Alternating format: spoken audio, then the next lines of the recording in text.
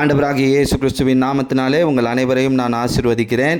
இந்த நாளிலும் ஆண்டவராகிய இயேசுவின் வார்த்தையாய் நாம் தியானிக்கப் போகிறதான தலைப்பு கரை சேருவாயா. கரை சேருவாயா என்கின்ற தலைப்பில் ஆண்டவராகிய இயேசுவின் வார்த்தைகளை தியானிக்கப் போகிறோம். மனித வாழ்க்கை கப்பல் பிரயாணத்திற்கும் விசுவாச பிரயாணத்திற்கும் இருக்கிறது என்று வேதம் சொல்லுகிறது. சில கப்பல், அதாவது மனிதனுடைய வாழ்க்கை பிரயாணம், விசுவாச பிரயாணம் கரை சேருகிறது. சில கப்பல் மூழ்கி விடுகிறது. சிலருடைய வாழ்க்கை மூழ்கி விடுகிறது. நம்முடைய வாழ்க்கை எப்படி இருக்கிறது? கரை சேர்கிறோமா அல்லது பாதி வழியிலேயே நம் விசுவாச ஜீவியம் சேதாரப்பட்டிருக்கிறதா அல்லது மூழ்கி போகிறோமா? இதற்காக நாம் எடுத்துக்கொள்ள போகிறதான வேத பகுதி யோனாவின் புத்தகம் 1 அதிகாரம் 13வது வசனம் இப்படியாய் சொல்லுகிறது. யோனா 1 அதிகாரம் 13ஆம் வசனம், அந்த மனுஷர் கரை சேரும்படி வேகமாய் தண்டு வலித்தார்கள், ஆனாலும் சமுத்திரம் வெகு மும்முரமாய் கொந்தளித்து கொண்டிருந்த புயலால் அவர்களால் கூடாமல் போயிற்று. இங்கே பாருங்கள், மனுஷங்க கடல் பிரயாணத்தில் இருக்கிறாங்க, பெருங்காற்று அடிக்குது, வேகமாக தண்டு வலிக்கிறாங்க. அப்படின்னா இந்த கப்பலை திசை திருப்ப பார்க்குறாங்க, ஆனால் கொந்தளிப்பின் காரணமாக அவர்களால் அது கூடாமல் போயிற்று. கரை சேருவது என்பது வாழ்க்கை பிரயாணத்தை ஜெயத்தோடு முடிப்பதை காண்பிக்கிறது. உங்கள் வாழ்க்கை ஜெயமாக முடிஞ்சிருக்கா இல்லை பாதியிலே முடிஞ்சிருச்சா? ஆண்டவர் வாக்கு பண்ணினதை முழுமையாக செய்து முடித்தாரா இல்லை பாதியிலே எனக்கு போதும் நிறுத்திட்டீங்களா? அப்போ நம்முடைய இந்த விசுவாச பிரயாணம், கப்பல் பிரயாணம், வாழ்க்கை பிரயாணம் இது ஜெயமாக முடியணும். நம்முடைய விசுவாச வாழ்க்கை, இந்த குடும்பம் வழியிலே மூழ்கிவிடக்கூடாது. கரை சேரணும். என் வாழ்க்கை கரை சேரணும், என் குடும்பம் கரை சேரணும். சிலருடைய வாழ்க்கை பாருங்கள், பொல்லாத வல்லமையின் தாக்குதலினால் மூழ்கி போகிறது. பொல்லாத வல்லமை ஒரு குடும்பத்தை தாக்கும் பொழுது அவர்களுடைய பிரயாணம் பாதியிலே மூழ்கி போகுது. அசுத்த ஆவிகளின் தாக்குதலினாலே மூழ்கி போகிறது. தரித்திரத்தின் தாக்குதலினாலே மூழ்கி போகிறது. பாவத்தின் தாக்குதலினாலே மூழ்கி போகிறது. சிலர் பொருளாதார ரீதியான நெருக்கடினாலே அவர்களுடைய வாழ்க்கை மூழ்கி போகிறது. கரை சேர முடியவில்லை. நம்முடைய கப்பல் பிரயாணம், அதாவது விசுவாச பிரயாணம், கரை சேருகிறதா அல்லது பாதி வழியில் மூழ்கி இருக்கிறதா? இதை குறித்து இந்த நாளில் தியானிக்க போகிறோம். எத்தனை பேர் கரை சேரணும்னு ஆசையாக இருக்கிறீங்க? என்னுடைய வாழ்க்கை, என்னுடைய குடும்பம், இதோடைய விசுவாச பிரயாணம் நான் கரை சேர்றதா இருக்கணும். அது இயேசுவின் நாமத்தினால கரை சேரணும், மூழ்கி போகக்கூடாது. எந்த வல்லமையிலையும் அடிபட்டு என்னுடைய இந்த பிரயாணம் மூழ்கி போகக்கூடாது. இதை விசுவாசத்தோடு கேளுங்க. ஒரு சில பிரயாணங்கள் எப்படி இருந்தது? ஒரு சிலர் கரை சேர்ந்தார்களா அல்லது சேரவில்லையா? கரை சேராததற்கு காரணம் என்ன? அதை குறித்து நாம் தியானிக்க போகிறோம். இதற்காக 1 ராஜாக்களின் புத்தகம் 22ஆம் அதிகாரம் 48வது வசனம். 1 ராஜாக்கள் 22:48. இங்கே பாருங்கள், பொண்ணுக்காக ஓப்பேருக்கு போகும்படி யோசேபாத் தர்ஷீஷில் கப்பல்களை செய்தான், ஆனால் அவைகள் போகவில்லை. அவைகள் எசியோன் கெபீரிலே உடைந்து போயின. ஒருத்தன் கப்பல் செய்கிறான் பாருங்க. இங்கே ராஜா யோசேபாத் கப்பல் செய்கிறான். எதுக்காக? பொண்ணை கொண்டு வரும்படி. ஆனால் எசியோன் கெபீர் என்ற இடத்துல கப்பல் உடைந்து போயிற்று. ராஜா செய்த கப்பல் கரை ஏறல பாருங்க. இன்றைக்கி சொந்த முயற்சியில் நான் ராஜாவாக இருந்தாலும் என் கப்பல் கரை ஏறிடும், கரை சேர்ந்துடும், நான் நினச்சிருக்கிற காரியம் வாய்ச்சிரும். அங்கே வாய்க்கலை. அதாவது ராஜாவின் விசுவாச வாழ்க்கை கரை சேரலை, உடைந்து போயிருக்கு. ராஜாவுடைய கப்பலை பாருங்கள், எதுக்காக இந்த கப்பலை செஞ்சாங்க? பொண்ணுக்காக கப்பல் செய்து அனுப்பினான். கோல்டு. நம்முடைய வாழ்க்கையில் பொன் எதை காண்பிக்கிறது? பொருள் ஆசையை காண்பிக்கிறது. இந்த பொருள் ஆசை உடையவர்களாய் நம்முடைய கப்பல் பிரயாணம் இருக்கும் பொழுது, நம்முடைய விசுவாச பிரயாணம் இருக்கும் பொழுது அது பாதியிலே உடைபட்டு போயிடும். கப்பலை கர்த்தர் உடைப்பார். யோபு 31ஆம் அதிகாரம் 24-28 வசனங்களில் யோபு என்ன சொல்கிறார் பாருங்கள். நான் பொன்னின் மேல் நம்பிக்கை வைத்து தங்கத்தை பார்த்து நீ என் ஆதரவு என்று நான் சொன்னால், இதுவும் நியாயாதிபதிகள் விசாரிக்கப்படத்தக்க அக்கிரமமும், அதில் உன்னதத்தில் இருக்கிற தேவனை மறுதலிப்பானேன்.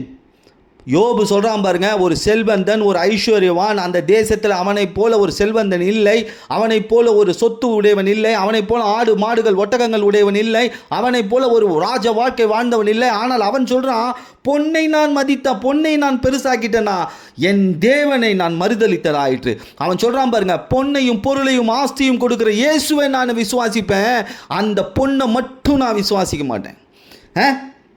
அப்போ பாருங்கள், நம்ம பிரயாணம் எதை நோக்கி போகுது? பொருளாசை வந்துருச்சு, பொண்ணு ஆசை வந்துருச்சு அப்படின்னா நம்ம கப்பலை உடைக்கிறவர்களாக இருக்கிறோம். நம்ம பிரயாணம் கரை சேராது. 2 நாளாகமம் 20ஆம் அதிகாரம் 37ஆம் வசனத்தில் எலியேசர் யோசேபாத்திற்கு விரோதமாய் தீர்க்க தரிசனம் சொல்லுகிறார். பாருங்கள், இங்கே ஒரு தேவ மனிதன், ஒரு ஊழியக்காரன் ஒரு தீர்க்க தரிசனம் சொல்கிறான். யாருக்கு? இந்த யோசேபாத்துக்கு விரோதமாக. நீர் அகசியாவோடே கூடிக்கொண்டபடியினால் கர்த்தர் உம்முடைய கிரியைகளை முறித்து போட்டார் என்றான். பாருங்க, நீ ஒரு அகசியாவோட கூட்டணியாக இருக்கிற, அதனால் கர்த்தர் என்ன பண்ணார்? உன் கிரியைகளை முறித்து போட்டார்.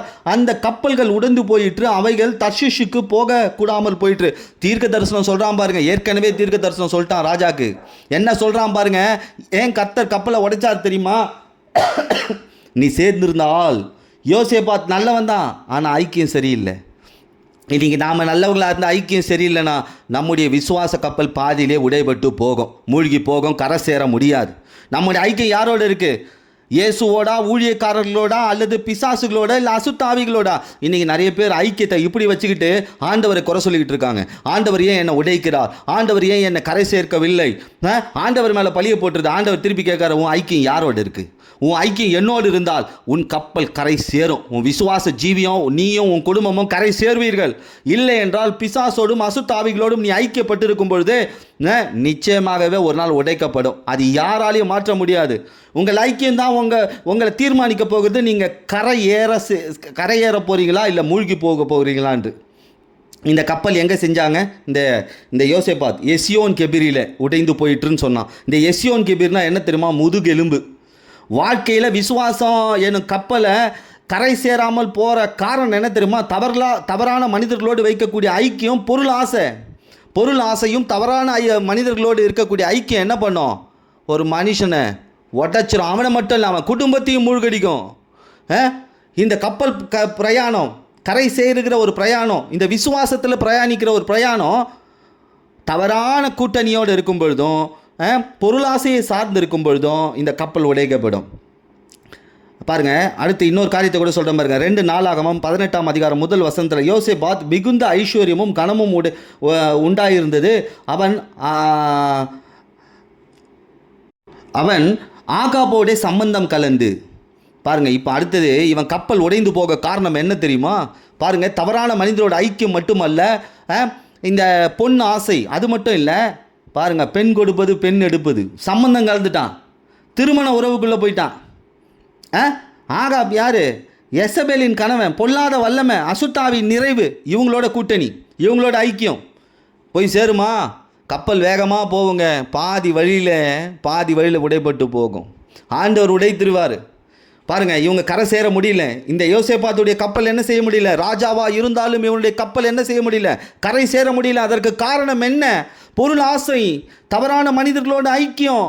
அது மட்டும் இல்லை, சம்பந்தம் கலக்கிறது பொல்லாத வல்லமையோட, அசுத்தாவியோட. அப்படிப்பட்டவர்களுடைய கப்பல், அந்த குடும்பம் என்ன பண்ணுது? உடைக்கப்படுகிறது. பாருங்கள், கப்பல் கரை சேராததற்கு முதல் காரணம் இது. 2வது பாருங்கள், அப்போஸ்தலர் நடபடிகள் 15ஆம் அதிகாரம் 39வது வசனத்தில், இதை பற்றி அவர்களுக்குள்ளே கடும் கோபம் உண்டானபடியினால் அவர்கள் ஒருவர் விட்டு பிரிந்தார்கள். பர்னாபாவும் மார்க்கு கூட்டிக் கொண்டு கப்பல் ஏறி சிப்ரு தீவுக்கு போனான். இங்கே பர்னாபாக்கும் பவுலுக்கும் ஒரு வாக்குவாதம் உண்டாகுது. பவுல்கிட்ட பர்னாபா சொல்கிறாரு, நான் மார்க்கை கூட்டு போகிறேன் அப்படின்னு, இவனோட சேர்ந்து போகிறேன். ஆனால் பவுல் சொல்கிறார், வேண்டாம், மார்க்கை கூட்டு போக வேண்டாம். பவுலுடைய கோபத்தில் ஒரு நியாயம் இருந்தது. இந்த மார்க் மேலே தவறு இருந்ததுனால தான் இவனோட கூட்டணி வேண்டாம், இவனோட போனினா இந்த பிரயாணம் வாய்க்காது அப்படின்னு பவுல் கோவப்படுறாரு. பவுலுடைய கோபத்தில் ஒரு நியாயம் இருந்தது. பர்னாபா கரை சேர்ந்தாரோ இல்லையோ, பவுல் கரை சேர்ந்தார். ஊழியர், இந்த பவுல் ஊழியன் கரை சேர்ந்தான். அதே அப்போஸ்தலர் நடபடிகள் 15ஆம் அதிகாரம் 40-41 வசனத்தை வாசித்து பாருங்க. பவுலும் சீலாவும் தேவனுடைய கிருபைக்கு வைக்கப்பட்டு சிரியாவிலும் திரிந்து சபைகளை திடப்படுத்தினார்கள். கிருபை நம் வாழ்க்கைக்கு ஒப்பு கொடுக்கும் பொழுது கரை சேர்ந்து விடலாம்.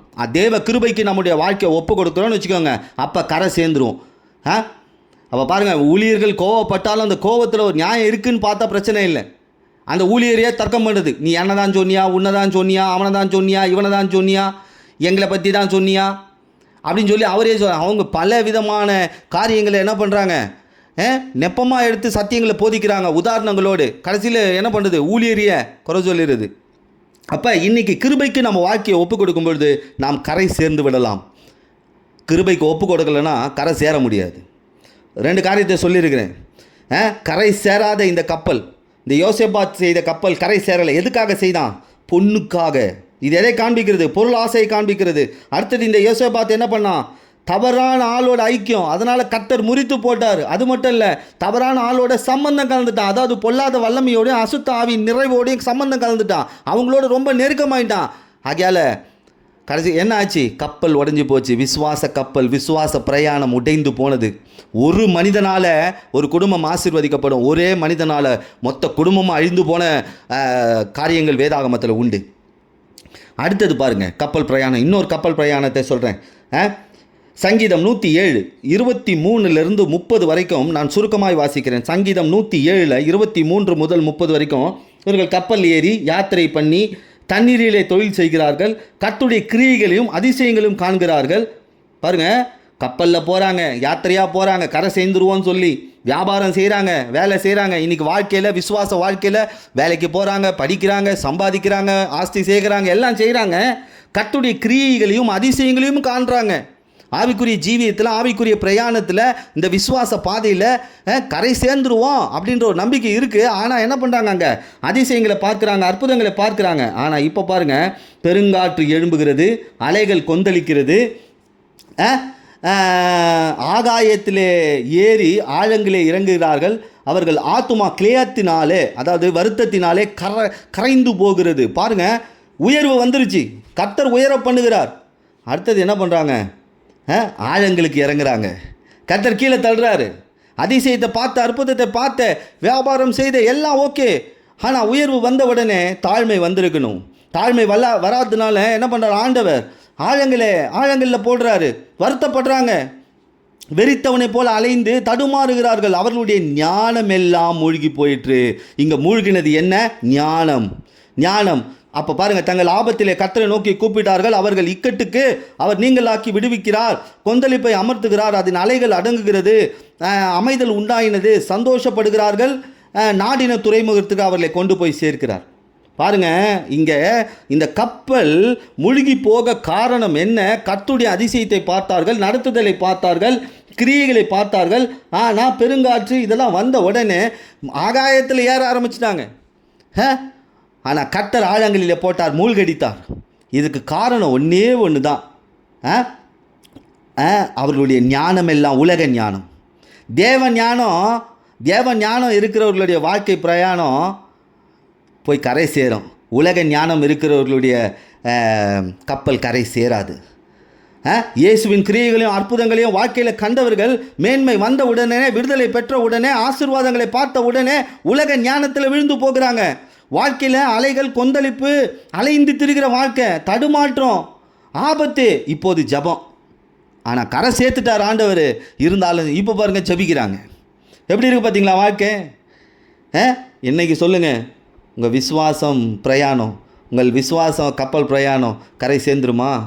என்ன நிலைமையில் இருக்கிறீங்க? உங்கள் கப்பலுடைய நிலவரம் எந்த நேரத்துக்கு, எந்த திசையில் இருக்குது, எப்படி இருக்குது? தவறான மனிதர்களோடு ஐக்கியப்பட்டு பிரயாணம் பண்ணும்பொழுது கரை சேர முடியாது. பொல்லாத வல்லமையோடு அசுத்த ஆவியோடையும் சம்பந்தம் கலந்துட்டு, அவர்களோட ஐக்கியமாக இருந்துட்டு கரை சேர முடியாது. பொருளாசை இருக்குது இருதயத்துக்குள்ள, ஆனால் வெளியே காமிச்சிக்கல. சிலர் வெளியே காமிக்கவே மாட்டாங்க. வாழ்க்கை ஃபுல்லாக பணம், பொருள் இது மேலேயே இருக்கும். கரை சேர முடியாது. அந்த பொண்ணும் பொருளும் கரை சேர்க்காது. அவிசுவாசிகளோட கூட்டணி கரை சேர்க்காது. பொல்லாத வல்லமைகள் கூட ஐக்கியம் கரை சேர்க்காது. அசுத்தாவிகளுடைய நிறைவு இருக்கிற மனிதரோட சம்பந்தம் கலக்கும் போது கரை சேர முடியாது. ஒரு மனிதனால் ஒரு குடும்பமே பாழாய் போகும். அதே போல் பாருங்கள், தேவையில்லாத கோபம், கோபத்தில் நியாயம் இல்லாத ஒரு காரியம். அவர்கள் கரை சேர முடியாது. கிருபைக்கு ஒப்பு கொடுக்கும்போது கரை சேர்ந்துடலாம்.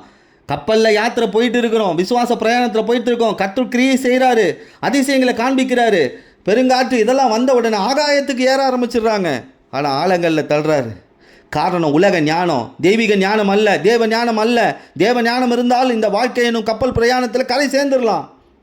அடுத்த ஒரு காரியத்தை சொல்கிறோம் பாருங்க.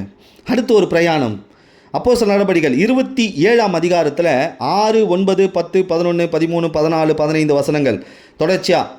அப்போஸ்தலர் 27ஆம் அதிகாரம் 6, 9, 10, 11, 13, 14, 15 இதில் ஒரு சில சம்பவங்கள் சொல்லப்பட்டிருக்கு. 24 வரைக்கும் ஒரு சில சம்பவங்கள் இருக்குது. நான் சுருக்கமாக வாசிக்கிறேன். கப்பலில் நூற்றுக்கு அதிபதி பவுலை கப்பலில் ஏற்றுறாரு. பவுல் ஊழியர். இந்த ஊழியர் சொல்கிறாரு, கப்பல் யாத்திரை செய்கிறது மோசத்திற்கு ஏதுவாக இருக்கும் என்று சொல்கிறாரு. பாருங்கள், இந்த கப்பல் பிரயாணம் வேண்டாம், இது மோசத்திற்கு ஏதுவாக போயிடும்.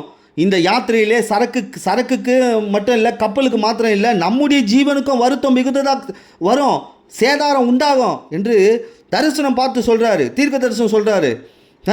சொல்லி அவர்களை எச்சரிக்கிறாரு. ஊழியக்காரர்கள் இப்படி தான். இன்றைக்கி உங்கள் வாழ்க்கையில் பிரயாணத்தில் சரியாக இல்லைப்பா, உங்கள் பிரயாணம் சரியாக இல்லை, எதை நோக்கி போய் கொண்டிருக்கிறீங்க, உங்கள் விசுவாச பிரயாணம் அது சரியில்லை, உங்கள் ஒரு ஆளால் உங்கள் குடும்பம் அழிக்கப்படும், தரிசனமாய் சொல்லி கொண்டு இருக்கிறார்கள். ஆனால் கேட்கறது இல்லை. தரிசனம் முக்கியம், என் பிரச்சனைக்கான தீர்வு முக்கியம், ஆனால் இயேசு முக்கியம் இல்லை. இயேசு முக்கியம் இல்லை. பாருங்கள், வார்த்தை கொடுக்குறார் தீர்க்கதரிசி. கர்த்தருடைய ஊழியக்காரன் சொல்கிறான். அதுக்கு 11வது வசனம் பாருங்கள். நூற்றுக்கு அதிபதி பவுலுடைய வார்த்தைகளை நம்பலை, மாலுமிகளையும் கப்பல்களையும் எஜமான்களையும் அதிகமாக நம்பினா. இன்றைக்கி அப்படி தான் தரிசனம் சொல்கிறாங்க. இயேசுவின் நாமத்தினால தரிசனம் பார்க்குறேன், தரிசனம் சொல்கிறேன். உங்கள் வாழ்க்கையை குறித்து எச்சரிக்கையாக இருங்க, உங்கள் குடும்பத்தை குறித்து எச்சரிக்கையாக இருங்க, வேலையை குறித்து எச்சரிக்கையாக இருங்க, வியாபாரத்தில் எச்சரிக்கையாக இருங்க. ஒரு நாள் நீங்கள் போகிற யாத்திரையில் உங்களை கவிழ்ப்பதற்கு ஒரு பொல்லாத வல்லமை காத்திருக்கிறது. தவறான ஐக்கியத்தோடு சேராதீங்கன்னு தீர்க்க தரிசனம் சொல்லும் பொழுது அதை எடுத்துக்காத இந்த நூற்றுக்கு அதிபதி தன்னுடைய காரியத்தில் யாரை நம்பினானா? உலகத்தின் அதிபதியை நம்பினா, மாலுமிகளை நம்பினா. பாருங்க, இந்த நம்பிக்கை, உங்கள் நம்பிக்கை தான் உங்களை கரை சேர்க்கும். இயேசு மேலே வைக்கிற நம்பிக்கை கரை சேர்க்கும். உலக மனிதர்கள் மேலும் பொல்லாத வல்லமைகள் மேலும் அசுத்தாவின் மேலே வைக்கிற நம்பிக்கை என்னைக்கா இருந்தாலும் உங்கள் விசுவாச கப்பலையும் உங்கள் குடும்பத்தையும் உடைக்கும். ஆண்டவர் உடைக்க மாட்டார். நீங்களே உங்கள் கப்பல்களை உடைத்துக் கொள்வீர்கள், உங்கள் ஜீவியத்தை அழித்துக் கொள்வீர்கள். பவுல் இப்படி தான் சொல்கிறான். கப்பலுக்கு மட்டும் இல்லை, உள்ளே இருக்கிற பொருட்களுக்கு மட்டும் இல்லை, ஜீவனுக்கும் சேதாரம் வர காண்கிறேன்னு சொன்னான். நம்பலை. 14வது வசனம் பாருங்க. 13வது வசனம். தென்றல் மெதுவாய் அடித்தபடியால் அவ்விடத்தை விட்டு பெயர்ந்து கிரேக்கா தீவுக்கு அடுத்ததாக ஓடினார்கள். பாருங்க, தென்றல் மெதுவாக இருக்குது. பவுல் தரிசனம் சொல்லிட்டார், ஊழியர் தரிசனம் சொல்லிட்டார். ஆனால் தென்றல் ரொம்ப அமைதியாக தானே என்னுடைய வாழ்க்கை போயிட்டுருக்கு. இந்த ஊழியக்காரன் என்ன வேணுமென்ட்டே தரிசனம் சொல்கிறான் என் குடும்பத்தை குறித்து. அழிவு வந்துடுமாமே, அழிஞ்சு போயிடுவோமாமே, ஜீவன் போயிடுமாமே, உயிர் போயிடுமாமே அப்படின்னு தரிசனம் சொல்கிறானே. அசட்டை. அந்த வார்த்தையை அசட்டை பண்ணுறது, ஜீவனுக்கான வார்த்தையை அசட்டை பண்ணுறது. இதை கேட்டுக்கொண்டு இருக்கிற விசுவாச பிள்ளைகளுக்கு யாருக்கோ கர்த்தர் பேசி கொண்டு இருக்கிற அசட்டை செய்யும்பொழுது ஜீவன் போனாலும் அதற்கு உத்தரவாதம் ஊழியக்காரன் கிடையாது. பாருங்க, இவன் சொல்கிறான். சொன்ன உடனே அங்கே தென்றல், புயல் காற்று அடித்து கவுக்க போகுது கப்பல்னு சொன்னால் அங்கே தென்றல் அடிக்குது. அதை பார்த்த இவர்கள் கொஞ்சம் யோசிச்சு பாருங்களேன். ஊழியக்காரனை ஏளனமாக பார்த்துருப்பாங்க. ஆமாம், இவர் சொல்லிட்டு போயிட்டாரு, எங்களுக்கு என்ன ஆக போகுது, தென்றல் அப்படியே தாளாட்டுது எங்களை கப்பலில். பாருங்கள், 14, 15 வசனத்தில் கொஞ்ச நேரத்திற்குள்ளே தரிசனம் சொன்ன அதை கீழ்ப்படியாத கொஞ்ச நேரத்திற்குள்ளே யூரோக்லித்தான் என்னும் கடுங்காற்று அதில் மோதிற்று, கப்பல் அதில் அகப்பட்டு கொண்டது. இப்போ ஊழியக்காரனுடைய எச்சரிப்பின் வார்த்தையை மீறி இவர்கள் கப்பல் பிரயாணம் போகிறாங்க. போகும்போது ரொம்ப பொறுமையாக போகுது, தென்றலாக அடிக்குது, ரொம்ப இன்பமாக இருக்குது. என் வாழ்க்கை பிரயாணம் நல்லா அமைதியாக தானே போயிட்டுருக்கு. ஒரு காற்று கரையிலே அடித்திருந்தா இவங்க கடற்கரை கரைக்கு வந்துட்டு இருப்பாங்க. நடுவில் மாட்டி ஒரு காற்று அடிக்கும்போது தான் அதோடைய விளைவு எந்த திசையில் போகிறதுன்னு தெரியாது. பாருங்க, அடித்து அதில் கப்பல் அகப்பட்டு கொண்டது. கப்பல் அகப்பட்டுக்குச்சு. நம்முடைய வாழ்க்கையிலும் இப்படி தான் விசுவாச பிரயாணத்தில் ஊழியர்கள் கொடுக்கும் தேவ ஆலோசனையை கேட்காம உலக எஜமானனையும் தங்கள் மேல் வைக்கிற நம்பிக்கையை வைத்து விடுகிறார்கள். என் மேலே எனக்கு நம்பிக்கை அப்படின்னுறாங்க. உலக மனிதர்களை வாழ்க்கையில் எஜமானாக மாற்றிடுறாங்க. இப்படி சேர்ந்தால் கரை சேர முடியாது. கர்த்தருடைய வார்த்தை, இயேசுவின் பிரசன்னம், தரிசனம் இல்லாதவனுடைய வாழ்க்கை கரை சேர முடியாது. இயேசு நம்ம எஜமானனா இருக்கும்போது கரை சேர்ந்துடலாம். என் எஜமான் யார் இருக்கா? உலகமா, பணமா, பொருளா, பொல்லாத மனிதர்களா, அசுத்தாவின் ஐக்கியமா? இதையெல்லாம் வைத்துக்கொண்டு என்னால் கரை சேர முடியாது. இயேசு என் படகில் இருந்தால், இயேசு என் வாழ்க்கையில் இருந்தால், இயேசு என் எஜமானனாக இருந்தால் நிச்சயமாக கரை சேர்ந்துடலாம். 22வது வசனம் வாசிங்க. அதுலேயே அப்போஸ்தலர் நடபடிகள் 27, 22 பவுல் பாருங்க திடப்படுத்துகிறாரா அங்கே இருக்கிற ஜனங்களை, திடப்படுத்துகிறாரு. கப்பல் சேதம் இல்லாமல் உங்கள் ஒருவருக்கும் பிராண சேதம் வராது. இப்பயும் சொல்கிறான் பாருங்க. சரி, சேதம் வந்துருச்சு, இனிமேல் உங்கள் உயிருக்கு சேதம் வராது. 24வது வசனம் தூதன் வரான் பவுல் கிட்ட பேசுறதுக்கு. பவுல் கிட்ட பேச, பவுலே பயப்படாது, நீ ராயனுக்கு முன்பாக நிற்க வேண்டும், உன்னோட கூட யாத்திரை பண்ணுகிற யாவரையும் தேவன் உனக்கு தயவு பண்ணினார் என்றா. பாருங்க, இந்த ஒரு ஊழியக்காரனால அந்த படகே காப்பாற்றப்படுதுங்க. இந்த ஒரு ஊழியக்காரன் அந்த படகுல இருக்கிறான். இன்னைக்கு நான் சொல்கிறேன் பாருங்க, உங்களுக்காக ஜெபித்து கொண்டிருந்த ஊழியர்கள், உங்களுக்காக ஜெபித்த ஊழியர்கள் உங்கள் ஆத்துமாவுக்கு, உங்கள் குடும்பத்திற்கு உத்தரவாதம் கொடுக்கவில்லை என்றால் இன்றைக்கு என்றோ உங்கள் வாழ்க்கை பிரயாணம் முடிந்து போயிருக்கோம், உடைந்து போயிருக்கோம், பிரிந்து போயிருக்கோம், அழிந்து போயிருக்கோம். ஆனால் இந்த ஒரு ஊழியக்காரனுக்காக ஆண்டவர் பேசுகிறார். பவுலே, இப்போ ஒரு சந்தேகம் வரும், எங்கள் முன்னாடி இருக்கிற ஊழியக்காரன் நல்லவனா கெட்டவனா? இவன் கெட்டவனாச்சே, இவன் நல்லவனாச்சே, இவன் நல்லவனாக இருக்கிறானா கெட்டவனாக இருக்கிறானா தெரியலையே. பவுல் சொல்கிறாரு, பாவிகளில் பிரதான பாவி நானுன்னு. யார்? ஒரு மூத்த ஊழியர், 9 வரங்களை பெற்ற ஒரு தேவ மனிதன், தரிசனத்தை பெற்றவன் சொல்கிறான், பாவி இல்லை, பிரதான பாவியாக நான் இருந்தேன். நீங்களே என்ன அப்படி தான் பார்க்குறீங்க, ஆனால் இயேசு என்ன அப்படி பார்க்கல. இயேசு என்ன அப்படி பார்க்கல. எனக்கு தரிசனம் கொடுக்கிறவர் அப்படி பார்க்கல, என்னோட இருந்து பேசுகிறவர் அப்படி பார்க்கலன்னு சொல்லி. ஏன்னா இவனுங்களாம் அப்படி தான் பார்த்துருப்பானுங்க. இந்த 100க்கு அதிபதி, அதுக்கப்புறம் கூட இருந்த ஆளுங்க, இவனுங்களாம் பவுல் அப்படி தான் பார்த்துருப்பாங்க. இவன் சாதாரண ஆள், கடவுளுடைய வார்த்தை தானே இருக்குது, இவங்ககிட்ட வேறு என்ன இருக்குது? ஆனால் பாருங்கள், இங்கே தேவ தூதன் சொன்னான், பவுலே, உன்னால தான் இவங்க எல்லாருக்கும் தயவு பண்ணியிருக்கோம். நம்முடைய வாழ்க்கை என்னும் கப்பல் தேவ ஆலோசனையிலும் தரிசனத்திலும் செல்லும் பொழுது சேதம் வராது, கரை சேர்ந்துருவீங்க. எத்தனை பேர் சொல்ல முடியும் கரை சேர்ந்துருக்கிறேன்? இனி கரை சேர்ந்தவர்கள் தைரியமாய் சொல்ல முடியும், நான் என் ஊழியருடைய ஆலோசனை கேட்டிருக்கிறேன், அவருடைய வார்த்தைக்கு நான் கீழ்ப்படிஞ்சிருக்கேன், அவர் சொன்ன தரிசனம் நிறைவேறி இருக்கு, அவர் சொன்ன வார்த்தை நிறைவேறி இருக்கு. நான் பொல்லாத மனிதரோட ஐக்கியம் கிடையாது, பொல்லாத வல்லமையோட ஐக்கியம் கிடையாது, அசுத்தாவி நிறைவாக இருக்கிறவனோட எனக்கு சம்பந்தம் கிடையாது, எனக்கு பொருளாசை கிடையாது. அதே போல் என் வாழ்க்கையில் நான் என்ன பண்ண மாட்டேன், வாக்குவாதத்துக்குள்ளே போக மாட்டேன். அது மட்டும் இல்லை, கப்பல் யாத்திரையில் கர்த்தர் எனக்கு அதிசயத்தை செய்தார், அவருடைய கிரியை செய்தார், என் கண்ணார பார்த்தேன் கேட்டேன். ஆனால் நான் அதை பெருமை பாராட்டி உயர மாட்டேன். உயர்ந்தன்னா கர்த்தர் என்ன வருத்தத்துக்குள்ளே நடத்துவார். என் கப்பல் பிரயாணம் எங்கே போய் சேராது, கரை சேராது. இன்றைக்கி ஆண்டவர் யாதோ ஒரு விசுவாச பிள்ளைக்கு பேசிக்கிட்டு இருக்கார். பாதி தூரம் போயிட்டீங்க, உடைஞ்சிடாதீங்க, கப்பலை விட்டுறாதீங்க, ஆண்டவருடைய வார்த்தையை பிடிச்சிக்கோங்க. உங்கள் வாழ்க்கையில் பல திசை திருப்பும் சம்பவங்கள் நடக்கலாம். திசை திரும்பினால் காற்று காத்திருக்கிறது, ஒரு கடும் புயல் காத்திருக்கிறது, உங்கள் கப்பலை இழுத்து செல்லும்படி, உங்கள் குடும்பத்தை இழுத்து செல்லும்படி. தேவ பிள்ளைகளே, எச்சரிக்கையாக இருங்கள். கரை சேர வேண்டிய நீங்கள் கரை ஒதுங்கி விடாதீர்கள். பாருங்கள், 4 காரியத்தை சொல்லியிருக்கிறேன் கரை சேர்வதை குறித்து. அடுத்தது யோனாவின் புத்தகம் 1 அதிகாரம் 3வது வசனம். யோனா 1 அதிகாரம் 3வது வசனம். அதுதான் நம்ம 13வது வசனம். 3வது வசனத்தை வாசிப்போம். யோனா கர்த்தருடைய சமூகத்தை விட்டு விலகி தர்ஷீஷுக்கு ஓடி போக, தர்ஷீஷுக்கு போகிற ஒரு கப்பலை கண்டு கூலி கொடுத்து தான் கர்த்தருடைய சமூகத்திலிருந்து விளங்கும்படி அவர்களோடு தர்ஷீஷுக்கு போக கப்பல் ஏறினான். சார் பார்த்தீங்களா, அது வரைக்கும் கடவுளுடைய வார்த்தையை கேட்டுக்கிட்டே இருந்தவர் யோனா. கடவுளுடைய வார்த்தையை கேட்டுகிட்டே இருந்தவர். சர்ச்சு தான் எல்லாமே, இயேசு தான் எல்லாமே, தேவ சமூகம் தான் எனக்கு எல்லாமே அப்படின்னு சொன்னவர் இப்போ காசு கொடுத்து கப்பலில் போகிறார். எதை விட்டு? கர்த்தருடைய சமூகத்தை விட்டு விலகி. வாழ்க்கை என்னும் கப்பல் பிரயாணத்தில் இவர் தேவ சமூகத்தை விட்டு விலகிறாரு. எப்படி கரை சேர முடியுங்க? தேவ மனிதர்கள் உங்களோடு இருந்தால், கர்த்தருடைய வார்த்தை உங்களோடு இருந்தால், தேவ பிரசன்னம் உங்களோடு இருந்தால், தேவ தரிசனம் உங்களோடு இருந்தால் உங்கள் வாழ்க்கை கரை சேரும், உங்கள் குடும்பம் கரை சேரும். இல்லை கரை ஒதுங்கும். கரை ஒதுங்கிறதுக்கும் கரை சேர்றதுக்கும் வித்தியாசம் இருக்குது. 4வது வசனம் யோனா 1:4 பாருங்கள். கர்த்தர் பெருங்காற்றை வரவிட்டார், கப்பல் உடைந்து சூழ்நிலை எப்படி ஆயிடுச்சு பாருங்கள், கொந்தளிப்பு உண்டாயிற்று. இப்போ பாருங்கள், தேவ சமூகத்தை விட்டு விலகி போன உடனே, கர்த்தருடைய வார்த்தையை விட்டு விலகி போன உடனே ஒரு பெரிய காற்று வந்துருச்சு. 6-7 வசனங்கள். யோனா 1 அதிகாரம் 6-7. இவனுடைய ஆபத்து பாருங்கள் மற்றவங்களுக்கு வந்துருச்சு. செய்த தப்பு இவன், கடைசியில் கப்பலில் இருக்கிறவங்க எல்லாமே பாதிக்கப்பட்டாங்க. நான் சொல்கிறேன் பாருங்கள், ஒரு தனிப்பட்ட மனிதனுடைய தவறு சொந்த குடும்பத்தையே விழுங்கிவிடும், சொந்த குடும்பத்தையே அழித்து விடும். பாருங்கள், இவனுடைய ஆபத்து இப்போ என்ன ஆயிடுச்சு, கப்பலில் இருந்த எல்லாருக்கும் வந்துருச்சு. இவன் தான் தேவ சமூகத்தை விட்டு விலகி போனான். அதே யோனா 1 அதிகாரம் 15வது வசனம். யோனாவை சமுத்திரத்திலே போட்டார்கள். 17வது வசனம், பெரிய மீனை கர்த்தர் கட்டளையிட்டார், யோனாவை மீன் விழுங்கினது. 3 நாள் மீன் வயிற்றில் யோனா இருந்தான். இப்போ பார்த்தீங்களா, தேவ சமூகத்தை விட்டு, கர்த்தருடைய வார்த்தை விட்டு, தேவ தரிசனத்தை விட்டு, பொல்லாத மனிதரோட ஐக்கியம், அசுத்த ஆவியோட சம்பந்தம் கலக்கிறது, இப்படியெல்லாம் இருக்கும் பொழுது நாம் ஒருவரால் மொத்த கப்பலுக்கும் ஒரு காற்று, மொத்த குடும்பத்துடைய ஆசீர்வாதமும் அழிவும் நம்ம கையில் தான் இருக்குது. நம்ம விசுவாச பிரயாணத்தை பாருங்கள். இந்த கப்பல் பாதி தூரம் போயிருக்கும் போது ஒரு காற்றில் மாட்டிக்குதுன்னா எந்த பக்கமும் குதித்து ஓட முடியாதுங்க, எந்த பக்கமும் தப்பிக்க முடியாது. அப்படி தான் இன்றைக்கி விசுவாச பிரயாணம், நம்முடைய விசுவாச பிரயாணம் அப்படி தான் இருக்குது. பாருங்கள், ஒரு தனிப்பட்ட மனுஷன் இப்போ மீன் வயிற்றுக்குள்ளே போயிட்டான். தவறான முடிவு, தேவ சமூகத்தை விட்டு விலகி சென்றதுனால மற்றவர்களுக்கு ஆபத்து உண்டாக்கப்பட்டான். கரையேற முடியல, மீன் வயிற்றுக்குள்ளே போயிட்டார். இப்போ எங்கே இருக்கிறாரு? மீன் வயிற்றுக்குள்ளே போயிட்டார். இருட்டு. ஆண்டவரே என்னையே இப்படி செஞ்சீங்க, ஆண்டவரே என்னையே தள்ளி விட்டீங்க, ஆண்டவரே என்னையே மீன் வயிற்றுக்குள்ளே போட்டிங்க, ஏன் இருட்டாக்கிட்டீங்க, எல்லாத்துக்கும் ஆண்டவரை குறை சொன்னேன். ஆனால் நான் தேவ சமூகத்தை விட்டு விலகி நிற்கிறேனே, கர்த்தருடைய வார்த்தையை விட்டு விலகி நிற்கிறேனே. பாருங்கள், வெளிச்சமாக இருக்க வேண்டிய நான் இருளான வயிற்றுக்குள்ளே இருக்கிறேன்.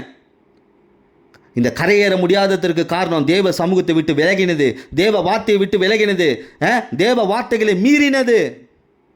இது எல்லாம் கரை சேர வைக்காதுங்க, கரை சேர வைக்காது. செய்த தவறு இவனுடையது. ஆனால் இவன் இயேசுவின் மேல் கோபம் பண்ணுறா பாருங்க, கோபப்படுறான், கடும் கோபம் வந்துடுச்சான். யோனா 4ஆம் அதிகாரம் 1 வசனம். இயேசுவே, இன்றைக்கி நிறைய பேர் இப்படி தான் இருக்காங்க. இயேசு என்ன இதை செஞ்சுட்டார், இயேசு என்ன அதை செஞ்சுட்டார், இயேசு என்ன மூழ்கடிச்சிட்டார், இயேசு என்ன கீழே போட்டுட்டார், இயேசு என்ன இருட்டாக்கிட்டார், ஏன் ஏசப்பா எனக்கு இதை அனுபவிச்சார்? நீ என்ன செய்த? யாரோட ஐக்கியமாக இருக்கிற? யாரோ எதற்காக உன் இருதயத்தில் பொருளாசை, இந்த பொருளாசை இருதயத்தில் வச்சுக்கிட்டு பொல்லாத மனிதர்களோட ஐக்கியம் வச்சுக்கிட்டு பொல்லாத மனிதரோட சம்பந்தம் கலந்து விட்டு இயேசுவை குறை சொல்ல முடியுமா? இயேசுவை குறை சொல்ல முடியாது. கப்பல் ஏறி வியாபாரம் பண்ண ஆரம்பிச்சாச்சு, கர்த்தர் ஆசீர்வதிச்சாச்சு, அற்புதங்களை பார்த்தாச்சு, அதிசயங்களை கண்டாச்சு, பெருங்காற்று எழும்புது, கொந்தளிப்பு வருது, விசுவாசம் இல்லை, ஆகாயத்தில் ஏறணுன்ற ஒரு எண்ணம் அது ஆழத்தில் தள்ளிச்சு. அடுத்தது பாருங்கள், இந்த 100க்கு அதிபதி ஒரு பெரிய ஒரு செல்வந்தன். அவன் பாருங்கள், ஊழியக்காரனுடைய வார்த்தையை நம்பலை, தரிசனத்தை நம்பலை, அவன் சொன்ன காரியங்களை நம்பலை, மாலுமிகளையும் எஜமானனையும் நம்பினான், உலக மனிதர்களை நம்பினான். ஆனால் அதே பவுல் அந்த கப்பலில் இருந்ததுனால, அவருடைய விசுவாசத்தினால தயவு மற்றவர்களுக்கும் உண்டாச்சு, எல்லாரும் காப்பாற்றப்பட்டாங்க. இந்த யோனான்ற ஒரு தனிப்பட்ட மனிதனால் பாருங்கள், அந்த கப்பலை உடைந்து நாசமாக போகுது. அது யோனா 1 அதிகாரம் 3வது வசனம். என் பிராணனை என்னை விட்டு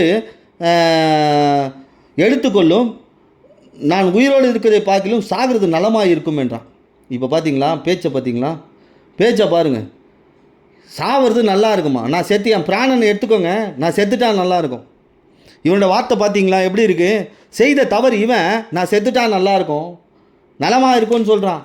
இது எப்படிப்பட்ட வார்த்தை? நம்முடைய கப்பல் வாழ்க்கை பிரயாணம் கரை சேர வேண்டும் என்றால் தேவ சமூகத்தை விட்டு விலகக்கூடாது, தேவ வார்த்தைகளை விட்டு விலகக்கூடாது, தேவ வார்த்தைகளை மீறக்கூடாது.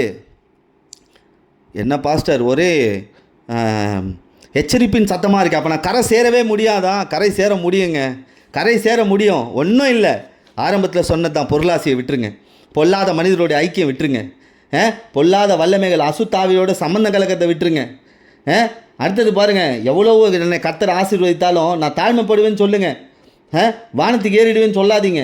அதே போல் ஊழியக்காரர்களுடைய வார்த்தையை, தரிசனத்தை நம்புங்க. கர்த்தருடைய வார்த்தையை பேசுகிறாங்க, உங்கள் வாழ்க்கையை குறித்து வச்சு அதை நம்புங்க. தன்னிச்சையாக செயல்படாதீங்க, யோனா மாதிரி கர்த்தருடைய வார்த்தையின்படி செயல்படுங்க. அப்போ உங்களுடைய வாழ்க்கை பிரயாணம் கரை ஏறும். அப்போ ஆசீர்வதிக்கப்பட்ட கப்பல் பிரயாணம் எது தெரியுமா? வாழ்க்கை என்னும் கப்பல் பிரயாணம். இந்த விசுவாசம் என்னும் பிரயாணத்தில் இப்படி இருந்தால் கரை ஏறிடலாம். எப்படி இருந்தால்? அப்போஸ்தலர் நடபடிகள் 13ஆம் அதிகாரம் 2, 3, 4 வசனங்கள்.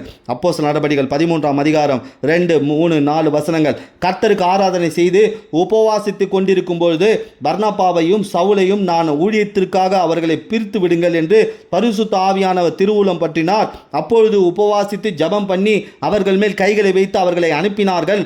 அப்படியே அவர்கள் பரிசுத்த ஆவியினால் அனுப்பப்பட்டு செலிசியா பட்டணத்துக்கு வந்து கப்பல் ஏறி அங்கிருந்து சிப்ரு தீவுக்கு போனார்கள். இந்த இடத்துல பாருங்கள், ஆசீர்வதிக்கப்பட்ட வாழ்க்கை எனும் கப்பல் பிரயாணம் நாம் கரை சேர்ந்து விடணும்னா பரிசுத்தவான்களின் ஜபம் வேணும், அவர்களுடைய உபவாசம் வேணும், பரிசுத்த ஆவியானவருடைய அனுப்புதல் வேணும்.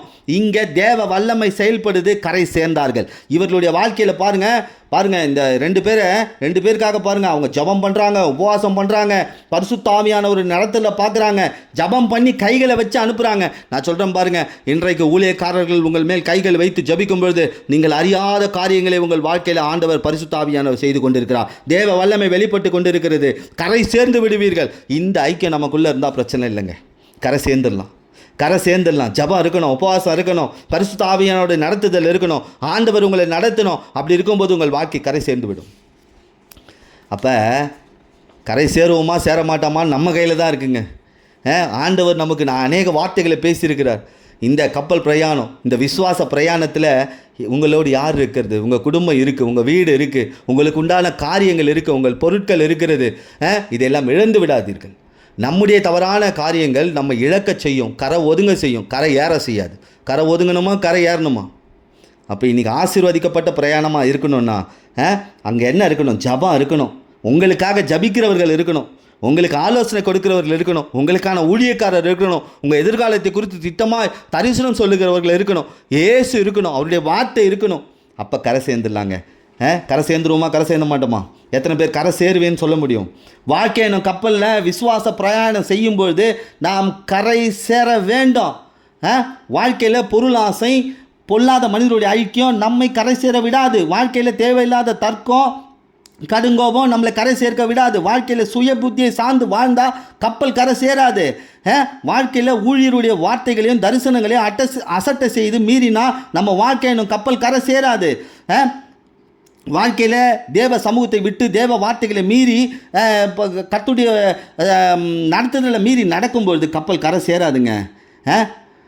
அப்படிப்பட்டதை விட்டு விலகணும். பரிசுத்தவான்களின் ஜபம், உபவாசம், உங்களுடைய ஜபம், உபவாசம், பரிசுத்த ஆவியானவர்களால் நடத்தப்படுதல், இந்த வாழ்க்கை, இந்த விசுவாசம் என்னும் கப்பல் சேதமடையாது, கரை சேர்ந்துடும். எந்த பொல்லாத வல்லமைகள் உங்களை தடுக்க முடியாது, எந்த ஒரு பொல்லாத மனுஷனும் உங்களை தடுக்க முடியாது. இயேசு உங்கள் கப்பலில் உங்கள் வாழ்க்கையில் இருந்தால் நிச்சயமாகவே கரை சேர்ந்துருவீங்க, நிச்சயமாகவே கரை சேர்வீர்கள். என் வாழ்க்கையில் எது இருக்குது? இயேசு இருக்கிறாரா? அவருடைய வார்த்தை இருக்கா? அவருடைய ஊழியர்கள் இருக்கிறாங்களா? என்னை குறித்து தரிசனம் இருக்கா? எனக்கு ஒரு நடத்துதல் இருக்கா? ஜபம் இருக்கா? உபவாசம் இருக்கா? என் வாழ்க்கையில் இதெல்லாம் இருக்கும் பொழுது எந்த வல்லமை கையிலும் என் வாழ்க்கை அகப்படாது, என் பிரயாணம் அகப்படாது. நான் கரை சேர்ந்துருவேன்.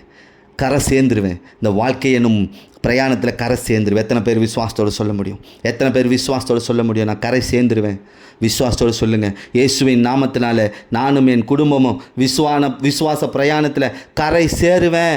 கரை சேர வைக்கிற இயேசு என்னோடு இருக்கிறார். அப்படி வல்லமையான வார்த்தை இருக்குது, ஊழியக்காரர்களுடைய தரிசனம் இருக்குது, ஆலோசனை இருக்குது. எல்லாம் என்னை சேதப்படுத்தாதபடி என்னை கொண்டு போய் கரை சேர்க்கும். விசுவாசிங்க, நிச்சயமாகவே ஆண்டவர் உங்கள் வாழ்க்கையை கரை சேர்க்க உதவி செய்வார். இந்த நாளில் பேசியிருக்கிறார்.